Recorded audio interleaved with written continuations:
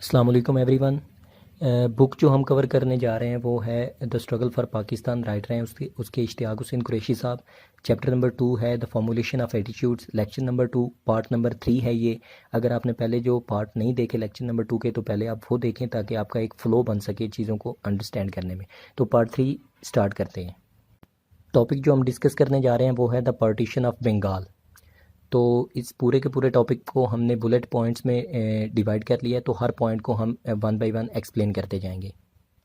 اس میں جو پہلا پوائنٹ وہ یہ ہے کہ سر سید احمد خان جو کہ ہندوؤں کی مائنڈ ریڈنگ کر رہے تھے شروع سے، ان کے پوائنٹ کو ان کی اس مائنڈ ریڈنگ کو اس پارٹیشن آف بنگال نے سچا ثابت کر دیا کہ وہ شروع سے کہہ رہے تھے کہ ہندو مسلمانوں کے کبھی نہیں ہو سکتے، یہ صرف اپنا فائدہ سوچتے ہیں۔ تو یہ پارٹیشن آف بنگال میں ہندوؤں کا جو اصلی چہرہ تھا وہ سامنے آ گیا، اور یہاں پہ سر سید احمد خان کی جو اتھینٹسٹی تھی وہ اور بڑھ گئی۔ پوائنٹ نمبر 2 ہے کہ اس وقت کے جو گورنر جنرل تھے انڈیا کے وہ تھے لارڈ کیورزن۔ انہوں نے جو بنگال کا صوبہ تھا اس کو دیکھا کہ یہ بہت بڑا صوبہ ہے، اور ایک گورنر کے لیے اس کو سنبھالنا، ایڈمنسٹر کرنا بہت مشکل کام ہے، بہت چیلنجنگ کام ہے۔ تو انہوں نے ایک ڈیسیژن لیا کہ کیوں نہ اس صوبے کو 2 صوبوں میں ڈیوائیڈ کر دیا جائے ایڈمنسٹریٹو لیول پہ، تاکہ یہ اسے سنبھالنا اور ایڈمنسٹر کرنا آسان ہو جائے۔ پوائنٹ نمبر 3 یہ ہے کہ 1905 میں لارڈ کیورزن جو تھا اس نے جو ڈیسیژن لیا تھا، بنگال اور اسام جو 2 صوبے تھے، ان کے اسام ایک چھوٹا صوبہ تھا، بنگال بہت بڑا صوبہ تھا، تو انہوں نے ڈیسیژن لیا کہ ان دونوں صوبوں سے 2 ایسے صوبے بنائے جائیں جو کہ مینیجیبل سائز کے ہوں، مطلب برابر ہوں، ایڈمنسٹر کرنے ایزی ہوں۔ تو انہوں نے جو ڈیسیژن لیا اس کی صورت میں 2 صوبے بنائے گئے، پہلا تھا بنگال، دوسرا تھا ایسٹرن بنگال اینڈ اسام۔ بنگال جو تھا اس کی جو ٹوٹل پاپولیشن تھی وہ بنی 54 ملین، جس میں سے 42 ملین جو تھے وہ ہندو تھے اور 9 ملین جو تھے وہ مسلمز تھے۔ اور جو دوسرا صوبہ تھا ایسٹرن بنگال اینڈ اسام جس کا نام تھا، اس کی جو پاپولیشن بنی وہ تھی 31 ملین ٹوٹل، اور 18 ملین اس میں مسلمز تھے اور 12 ملین جو ہندو تھے۔ تو یہ 2 نئے صوبے بنے، پہلے جو صوبے تھے بنگال اور اسام سے نکلے یہ 2 نئے صوبے۔ پوائنٹ نمبر 4 یہ ہے کہ جب یہ لارڈ کیورزن جو تھا، وائس رائے جو تھا، گورنر جنرل تھا انڈیا کا اس ٹائم کا، اس نے یہ اسکیم ڈرا کر لی، یہ ڈیسیژن لے لیا گیا کہ ان صوبوں کو اب ڈیوائڈ کیا جا رہا ہے، اور یہ اسکیم جو تھی اس نے لندن بھیج دی فیبروری میں 1905 میں، اور اس کا جو منظور کر دیا گیا، منظور کیا اسے secretary of state for India جو تھا اس ٹائم کا، سینٹ جان براڈرک جو تھا، جون میں اس نے اس کو منظور کر دیا، مطلب ڈن کر دیا کہ اس کے سگنیچر ہو گئے۔ تو یہاں پہ جو میں نے کوشش کی ہے، جو ایم سی کیوز ٹائپ چیزیں ہیں جو آپ کو 100 ایم سی کیوز پیپرز میں آ سکتی ہیں، یا ویسے آپ کو ان کو یاد رکھنا ہوتا ہے، تو میں نے کوشش کی ہے کہ ان کو میں نے ہائی لائٹ کر دیا تاکہ آپ ان کو زیادہ امپورٹنس دیں۔ تو یہاں پہ یہ آپ جو ریڈ کلر کی چیزیں جو بھی لکھی ہوتی ہیں ان کو زیادہ امپورٹنس دیں۔ اور اب اس میں جو پوائنٹ نمبر 5 ہے وہ یہ ہے کہ جو نئے صوبے جو تھے، نئے اس کی ڈویژن جو ہوئی تھی وہ آفیشیلی جو 16 اکتوبر 1905 کو وہ بن گئے۔ لارڈ کیورزن کے اس ڈیسیژن کے بعد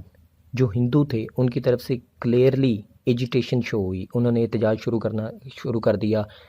انہوں نے مختلف قسم کے فسادات شروع کر دیے، اور جو لارڈ کیورزن جو تھا viceroy of India at that time, اس کے خلاف انہوں نے احتجاج کرنا شروع کر دیا، اور اس کو بلیم کرنا شروع کیا کہ اس نے مسلمز کو فیور کیا ہے، اور اس نے مسلمز کو ایک میجورٹی والا صوبہ دے دیا بنا کے، اور اس پہ اس طرح کا بلیم لگایا گیا کہ یہ جو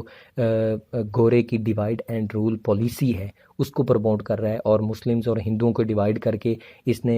2 علیحدہ قومیں بنا دی ہیں، اور ایکچوئل میں یہ ان دونوں کو آپس میں لڑوا کے خود اپنا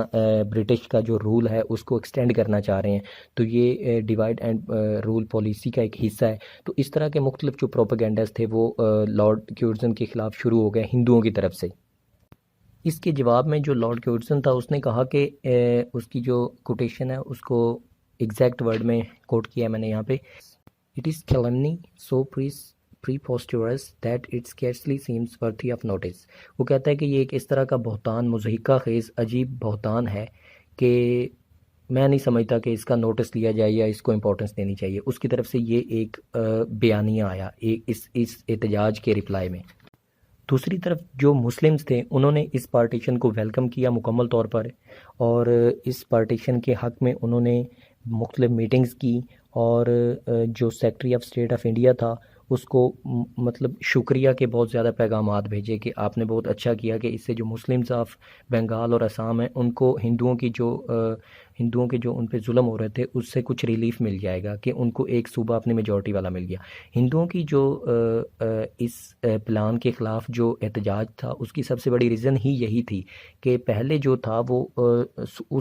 وہاں پہ ہندوؤں کے میجورٹی والے صوبے تھے دونوں۔ اب اس ڈویژن سے ہوا یہ کہ ایک صوبے میں جو ایسٹرن بنگال والا صوبہ بنا اس میں مسلمانوں کی میجورٹی ہوگی، اور وہ اسی بات کے خلاف احتجاج کر رہے تھے کہ مسلمانوں کی میجورٹی کیوں ہوئی۔